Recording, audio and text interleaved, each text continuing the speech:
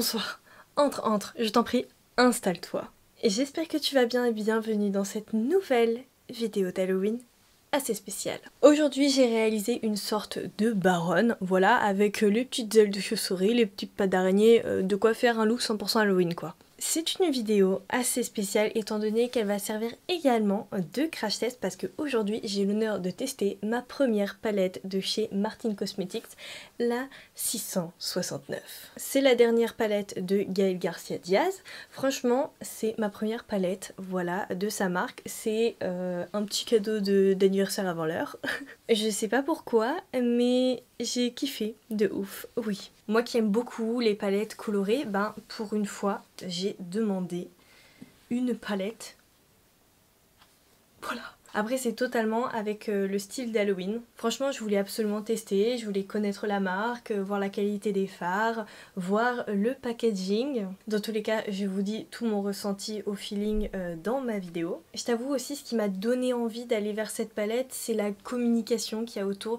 Je la trouve très créative et je trouve que c'est vraiment bien qu'une marque s'implique là-dedans tout simplement. Parce que moi quand je vois, après ce n'est qu'un avis personnel, hein, mais quand je vois que Be Perfect ils sortent une Carnival 4 et ils font zéro teaser, machin, zéro storytelling, moi je trouve que c'est nul.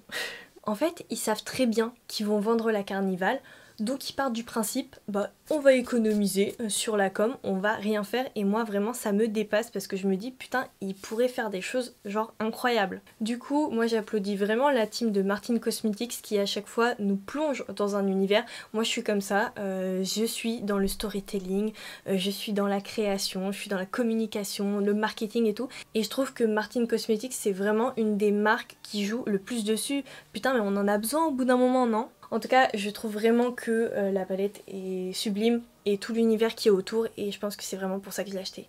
Enfin, qu'on me l'a offerte, enfin que je l'ai demandé. Enfin pour une fois, je trouve que la palette, elle me fait totalement voyager, l'univers créatif est beau, ça m'inspire trop, ça me donne trop envie de créer ma propre palette. Imagine elle sort le mois prochain, enfin je rigole, mais imagine quand même, mais... Voilà, je suis totalement dans le mood, je la voulais, je l'ai et maintenant je te laisse découvrir le tutoriel qui arrive maintenant, mais avant quand même abonne-toi à ma chaîne, commente, laisse-moi des petits commentaires d'encouragement, ça fait toujours plaisir. Aujourd'hui on est plus sur un maquillage beauté, accessoirisé, mais bon il en faut un petit peu pour tout le monde. J'espère que tu vas kiffer ce tuto, ce crash test, je te laisse tout de suite avec la suite. Ah ça, quel plaisir de faire une voix off à 1h30 du matin, quel plaisir! Bref, bienvenue dans cette nouvelle vidéo dans laquelle je vais préparer ma peau en mettant une de mes bases préférées du moment, celle qui vient de chez Rare Beauty de la marque de Selena Gomez. Elle a des sortes de petites nacres à l'intérieur, je les trouve vraiment sublimes. Juste après, j'utilise le fond de teint, toujours de cette même marque, parce que pour moi c'est vraiment un coup de cœur. Oui, c'est mon fond de teint quotidien. Sauf que là, je sais pas pourquoi, j'ai un petit peu trop abusé du bail et je me suis dit, vas-y Indy, normalement tu le mets en couvrance très légère, bah pourquoi pas essayer une couvrance un peu plus intense. Et le rendu sur ma peau c'était pas hyper méga giga magnifique. En fait le fond de teint devenait perceptible alors que normalement je le porte parce que justement il n'est pas visible à l'œil nu et c'est pour ça que c'est un de mes préférés. Bon au moins j'ai fait le test, si je veux un teint couvrant autant prendre directement un fond de teint qui est déjà couvrant. Juste après, j'applique mon anti-cerne toujours de chez Rare Beauty. La teinte, elle correspond à celle de mon fond de teint. J'en applique aux endroits habituels. Après, franchement, c'est histoire de dire que j'ai mis un concealer, histoire de rajouter un petit peu de couvrance. Mais c'était vraiment pas utile. Mais c'est vrai qu'en ce moment, je dors pas beaucoup. Donc, j'ai préféré quand même en mettre un petit peu au niveau de mes cernes. Tu vois, les trucs bien creusés là. Oh là là, c'est pas très beau ça. Oui, certes, je te l'accorde, j'abuse un peu du bail, mais je vais rester toujours avec cette même marque et je vais utiliser le blush qui, pour moi, est un des best-sellers. Pour moi, c'est vraiment the produit que tu dois avoir dans ta collection de make-up qui vient de chez Rare Beauty.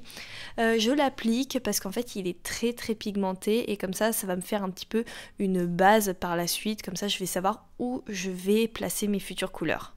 À ce moment-là, je savais pas trop où j'allais au niveau de mon make-up, mais je savais qu'il allait être plus simple que les autres jours, donc j'ai voulu texturiser un petit peu plus mon visage, mon teint, à l'aide du Magic Retouch de L'Oréal. Oui, à la base, c'est un produit pour les cheveux, mais pour faire les petites taches de rousseur, c'est assez cool une fois que tu as le coup de main.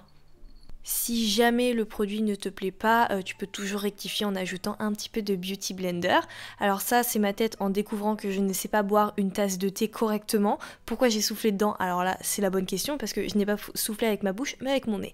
Bref, on va passer directement à la poudre Can't Stop Won't Stop de chez NYX. Et cette poudre, je l'ai vue sur TikTok, mais c'est vraiment vrai quoi. Elle est vraiment bien. Regarde juste mon front là, comment il va se matifier. Là, boum, j'arrive. Perm. T'as vu comment ça disparaît? Moi ça me fascine, hein, désolée, voilà, ça me fascine. Avant de commencer ma vidéo, j'ai déjà plaqué mes sourcils vers le haut et maintenant je vais passer au maquillage à l'aide d'un feutre à sourcils qui vient de chez NYX, un des meilleurs du marché, je te l'avoue, et j'ai pris la teinte noire et j'effectue du poil à poil. Je te laisse admirer comment je fais mes sourcils parce que ça me relaxe. Et sinon, comment ça va? Bien ou bien Halloween? T'as une fête? Tu vas quelque part? Moi je pense que c'est la dèche, mais je le vis très bien. Allez, c'est bon, on peut enfin passer au cœur du sujet de la vidéo. Mais avant ça, quand même, j'applique une petite base P. Louise. Ouais, ça faisait un bail hein, que je l'avais pas utilisée parce que je la trouve très grasse maintenant. Enfin, peut-être légèrement trop grasse pour mes paupières. J'utilise la base P. Louise numéro 2. Je viens l'appliquer sur toute ma paupière mobile et j'en profite un petit peu pour redessiner mes sourcils au cas où si un poil dépasse. Une fois que j'ai des des gros sourcils on flic bien dessinés de baronne, je vais enfin pouvoir te présenter la palette 669 de Martin Cosmetics. Je vais te confesser quelque chose, cette palette m'intrigue énormément parce que peu importe que je la vois en vidéo, en photo, en tout ce que tu veux, elle n'a jamais les mêmes couleurs, elle ne ressort jamais pareil. Le seul petit truc à première vue qui me dérange un peu, c'est qu'il y a deux fards, le Annabelle et le Mercredi. Pour moi, je vois presque aucune différence. Enfin, Annabelle du coup est plus noir et Mercredi plus gris, mais un petit peu sceptique là-dessus. Dans un premier temps, je voulais tester quelque chose en utilisant le fard Petula que je voulais mettre par au-dessus le blush de tout à l'heure. Sauf qu'en fait, je me suis dit, attends Indy, on va se maquiller et après on va voir ce que ça va donner par la suite. Du coup, je switch de fard et je prends Mercredi qui est le gris, je te l'accorde, qui est très foncé. Et je viens l'appliquer au niveau du creux de mon œil et vers le coin externe.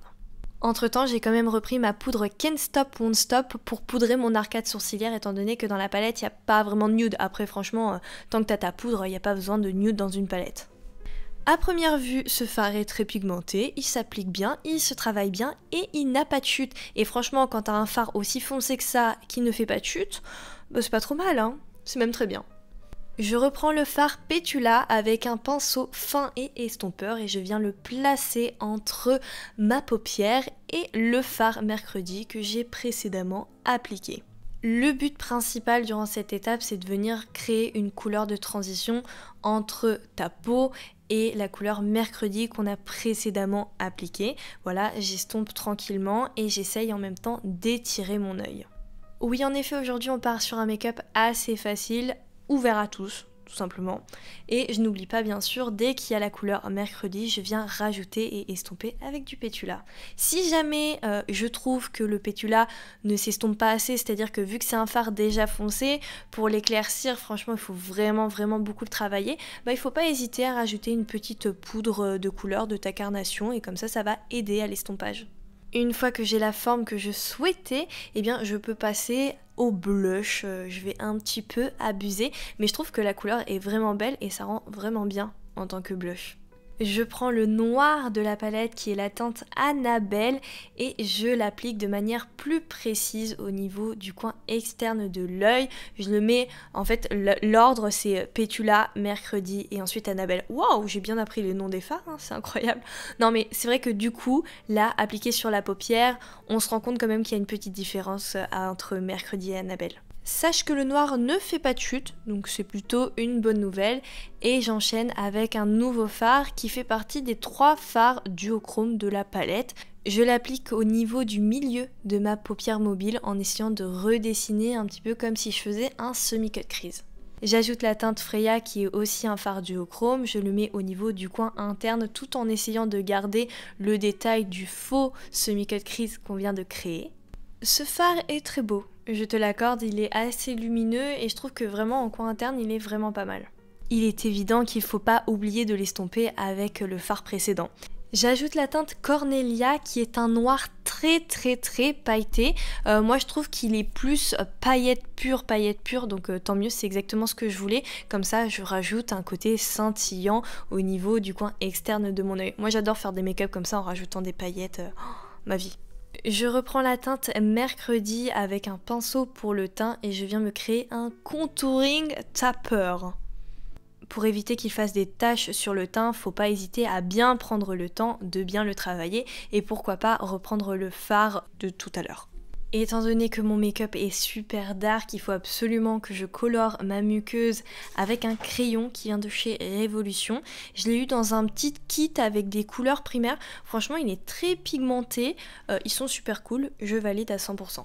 Je kiffais tellement mes petites joues rosées que j'ai décidé de rajouter cette même teinte au niveau du coin interne de l'œil. Je n'hésite pas à prendre un pinceau bien estompeur et à l'estomper justement jusqu'aux sourcils.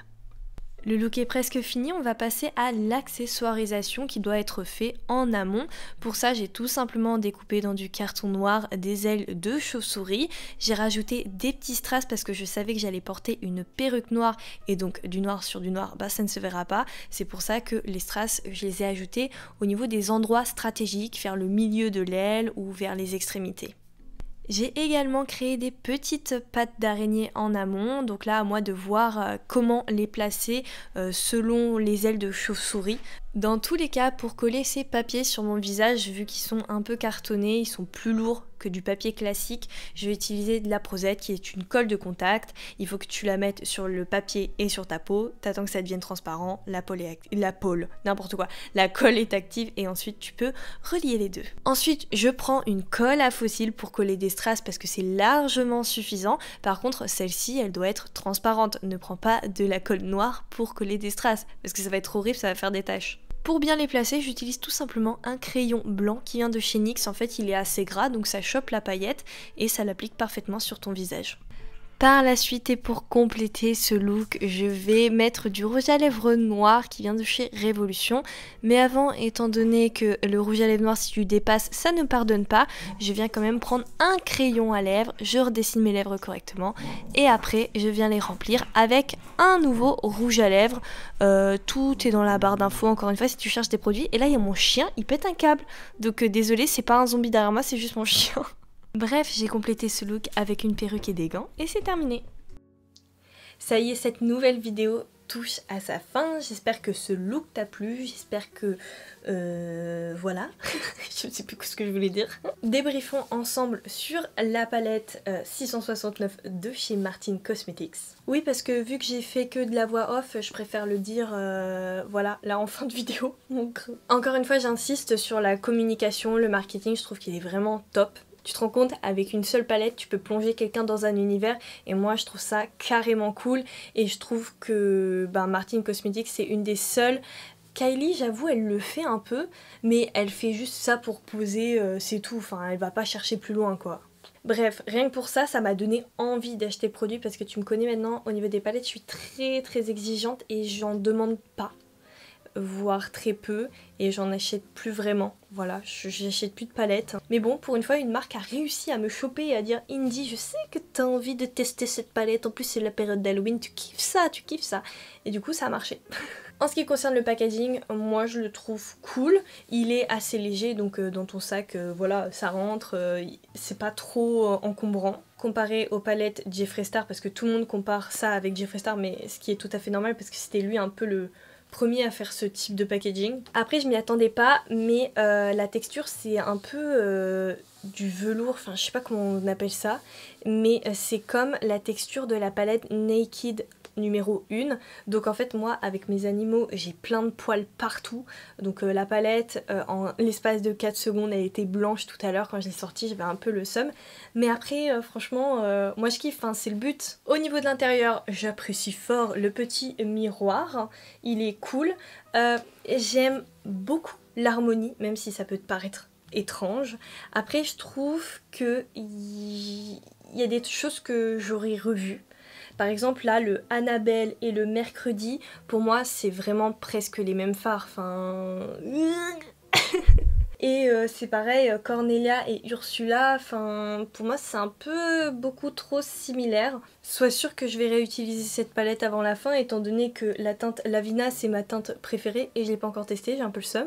Moi le seul truc que j'ai à reprocher dans cette palette c'est le manque de fard clair, parce que tu vois quand tu fais ton make-up, quand tu veux l'estomper, ben soit tu poudres à mort en dessous pour que ça se fonde bien à ton teint, soit ben tu fais comme tu peux quoi, et c'est un peu ce que j'ai fait. Donc voilà, moi j'ai essayé de dégrader, mais voilà c'est Halloween donc ça marche, c'est tranquille. Mais je t'avoue un petit fard, je sais pas, un gris clair, ça aurait été nickel. Franchement pour moi il manque juste le petit gris clair pour atténuer à chaque fois les transitions, c'est tout. C'est tout ce que j'aurais demandé en plus. C'est la fin de l'histoire les enfants, j'espère que vous avez retenu la leçon. Encore merci d'avoir regardé cette vidéo jusqu'à sa fin. N'hésite pas à me donner ton avis dans les commentaires sur le make-up, sur la palette, qu'est-ce que tu en penses, quel quoi, je ne sais pas. Moi je te dis à très très vite dans un prochain make-up qui sera mon make-up d'anniversaire, donc prépare-toi à la couleur s'il te plaît. Juste, c'est un conseil d'amis, un conseil de baronne, regarde The Greatest Showman. Voilà, t'as 2 jours.